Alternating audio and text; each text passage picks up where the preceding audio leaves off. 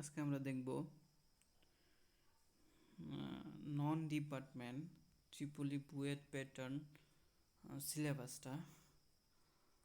তো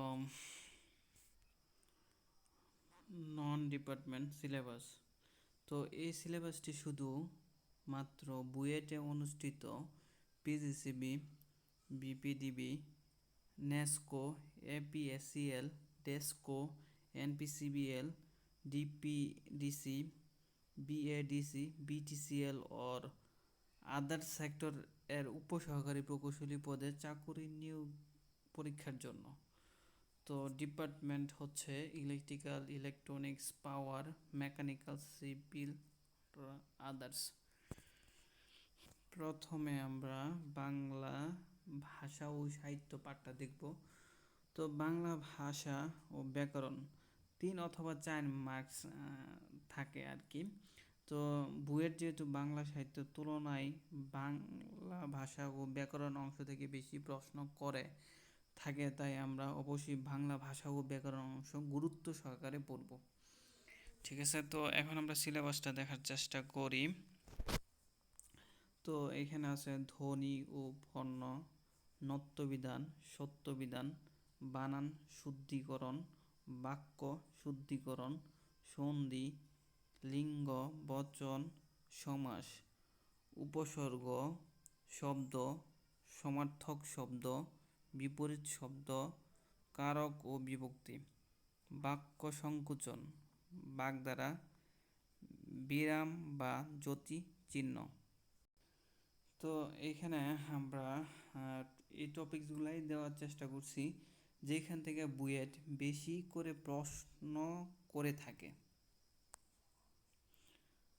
তো এখানে হচ্ছে যে ধ্বনি ও বর্ণ, তারপর হচ্ছে বানান শুদ্ধিকরণ, সন্ধি, বাগধারা, বিপরীত শব্দ, কারক ও বিভক্তি, বাক্য সংকোচন, এই কয়েকটা টপিকস থেকে বেশি প্রশ্ন করে থাকে বুয়েট। প্রায় সবসময় এই টপিকসগুলো থেকে প্রশ্ন করার চেষ্টা করে।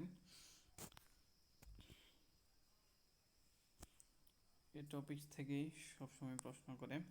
তো এখন আমরা বাংলা সাহিত্য দেখার চেষ্টা করব। তো বাংলা সাহিত্য থেকে মূলত 1 অথবা 2 মার্কস থাকে আর কি। তো বুয়েট সবসময় বাংলা সাহিত্য পাঠ থেকে খুব কম প্রশ্ন করে থাকে। এই পাঠ থেকে ম্যাক্সিমাম 1 থেকে 2 মার্কস প্রশ্ন থাকে। এই 1 থেকে 2 মার্কস কমন পেতে হলে নিচে সিলেবাসটি কমপ্লিট করতে হবে। তো সিলেবাসটা আমরা একটু দেখার চেষ্টা করি। সিলেবাস হচ্ছে বাঙালি জাতি, বাংলা ভাষার উদ্ভব ও বিকাশ, প্রাচীন যুগ, প্রাচীন যুগের মধ্যে শুধু চর্যাপদ পড়লেই হবে। তারপর মধ্যযুগের মধ্যে আছে অন্ধকার যুগ, শ্রীকৃষ্ণ কীর্তন, বৈষম্য পদাবলী, মঙ্গল কাব্য, জীবনী সাহিত্য, নাচ সাহিত্য, মর্সিয়া সাহিত্য, রোমান্টিক প্রণয় উপাখ্যান। বিখ্যাত কবি ও সাহিত্যিক রবীন্দ্রনাথ ঠাকুর, কাজী নজরুল ইসলাম, জসিমউদ্দিন, প্রমোদ চৌধুরী, মীর মোশাররফ হোসেন, শামসুর রহমান, সুফিয়া কামাল, জহির রায়হান, হুমায়ুন আহমেদ, শরৎচন্দ্র চট্টোপাধ্যায়, বেগম রোকেয়া, মাইকেল মধুসূদন দত্ত, জীবনানন্দ দাশ। যে সকল টপিকস থেকে বুয়েট বেশি প্রশ্ন করে তা সেগুলি নিম্নে দেওয়া হলো। তো প্রাচীন যুগের চর্যাপদ থেকে অনেক প্রশ্ন হয়। তারপর হচ্ছে বিখ্যাত কবি ও সাহিত্যিক থেকে রবীন্দ্রনাথ ঠাকুর, কাজী নজরুল ইসলাম, হুমায়ুন আহমেদ, মাইকেল মধুসূদন দত্ত, এই 4 জন থেকে বেশি প্রশ্ন আসে আর কি। তো রেফারেন্স বুকগুলো আমি এখানে দিয়ে দেওয়ার চেষ্টা করছি, তো আপনারা একটু দেখে নেবেন। তো আমরা এখন ইংলিশে চলে যাব। আচ্ছা, তো ইংলিশে তো প্রথমে আমরা সিলেবাসটা দেখব। 5 মার্কস থাকে আর কি। তো parts of speech, parts of স্পিচের নাউন পড়ব, প্রনাউন পড়ব, ভার্ব পড়ব, অ্যাডজেক্টিভ পড়ব, তারপর নাম্বার পড়তে হবে, জেন্ডার পড়তে হবে, সেন্টেন্স পড়তে হবে, টেন্স আর আর্টিকেল পড়তে হবে, ডিগ্রি, সাফিক্স, প্রেফিক্স পড়তে হবে, voice, preposition, appropriate appropriate preposition, narration, right form of verb, tag question, correction পড়তে হবে। তারপর correct spelling, synonym, antonym, analogy পড়তে হবে। তো এইখানে আমরা যে সকল টপিকস থেকে বইয়ের বেশি প্রশ্ন করে থাকে এগুলো আমরা এখানে একটু দিয়ে দিছি, ঠিক আছে, একটু দেখে নেবেন। তারপর রেফারেন্স বুকটাও আমরা দিয়ে দিছি, এখানে আপনারা এই বইগুলো পড়তে পারেন। আচ্ছা, তো আমরা এখন গণিতে চলে যাব। বুয়েটে যেহেতু ম্যাথে 20 নাম্বার থাকে, তাই নিম্নের প্রতিটি টপিক গুরুত্ব সহকারে পড়তে হবে। তো ম্যাথে একটু বেশি মার্কস থাকে আর কি। তো পাটিগণিত অংশ দেখব, সিলেবাসটা একটু বড় হবে, বেশি মার্কস থাকে যেহেতু।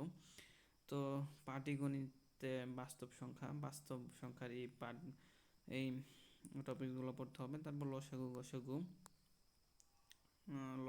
লসাগু, শতকরা পড়তে হবে, সরল সুদ পড়তে হবে, চক্রবৃদ্ধি, সুদ কষা, অনুপাত, সমানুপাত, লাভ ক্ষতি, ঐকিক নিয়ম পড়তে হবে। এখন আমরা বীজগণিতে চলে যাব। আচ্ছা, তো বীজগণিতে আমরা কি পড়ব? মান নির্ণয় পড়ব, উৎপাদক বিশ্লেষণ, লসাগু, গসাগু, সরল সমীকরণ, সূচক, লগারিদম, সমান্তর প্রগতি, গুণোত্তর প্রগতি, বিন্যাস, সমাবেশ। তো জ্যামিতিতে চলে যাব। এখন জ্যামিতি থেকে আমরা কি পড়ব? কোণ পড়ব। কোণের মধ্যে এই বিষয়গুলো আছে, এই টপিকসগুলো আছে, এগুলো পড়ে নেব। ত্রিভুজ, চতুর্ভুজ, বৃত্ত, গাড়ি চাকা সংক্রান্ত যে ম্যাথগুলো আছে ওইগুলো করে ফেলবো, গড়ি সংক্রান্ত ম্যাথগুলো করব। তো রেফারেন্স বুকগুলো আমরা দেখার চেষ্টা করি, রেফারেন্স বুক। তারপর বাংলাদেশ বিষয় বলি, এখন আমরা বাংলাদেশ বিষয় বলি দেখব। তো বুয়েট প্যাটার্নে বাংলাদেশ বিষয় বলি থেকে 10 মার্কস থাকবে। বাংলাদেশের পরিচিতি, তো বাংলাদেশের পরিচিতির মধ্যে যে এই টপিকসগুলো আছে এই টপিকসগুলো আমরা একটু ভালো করে পড়ে নেব। তারপর বাংলাদেশের জাতীয় বিষয়গুলি, তারপর পাকিস্তান আমল, তারপর বাংলাদেশের স্বাধীনতা যুদ্ধের ইতিহাস, ঠিক আছে। তারপর আমরা কিন্তু এইখানে নিচে ইম্পর্টেন্ট টপিকসগুলো কিন্তু আমরা নিচে দিয়ে দিছি, ঠিক আছে। তো তারপর হচ্ছে জাতিসংঘ এবং বাংলাদেশের বিভিন্ন দেশের সদস্য লাভ, বিভিন্ন দেশ কর্তৃক বাংলাদেশকে স্বীকৃতি, বাংলাদেশের কূটনৈতিক মিশন, বাংলাদেশের কৃষি সম্পদ, বিভিন্ন কৃষি সম্পদের মধ্যে যে টপিকসগুলো আছে এগুলো একটু দেখে নেবেন এগুলা। তারপর বাংলাদেশের জনসংখ্যার মধ্যে এই টপিকগুলো পড়তে হবে। তারপর বাংলাদেশের শিল্প ও বাণিজ্য, রপ্তানি, প্রক্রিয়াকরণ এলাকা, মুদ্রা, বাংলাদেশের সংবিধানের এই টপিকগুলো পড়তে হবে। তারপর বাংলাদেশের জাতীয় অর্জন এই টপিকসগুলো পড়তে হবে। গুরুত্বপূর্ণ স্থাপনা, তারপর বাংলাদেশের দর্শনীয় স্থান ও ভবন, তারপর স্থাপত্য ও ভাস্কর্য,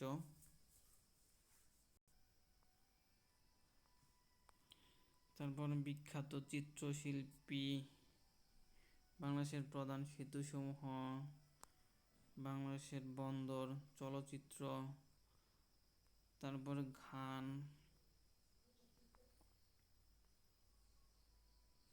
যে সকল টপিকস থেকে বুয়েট বেশি প্রশ্ন করে থাকে সেগুলো নির্ণয় দেওয়া হলো। মানে এই টপিকসগুলো থেকে বুয়েট একটু বেশি প্রশ্ন করে থাকেন।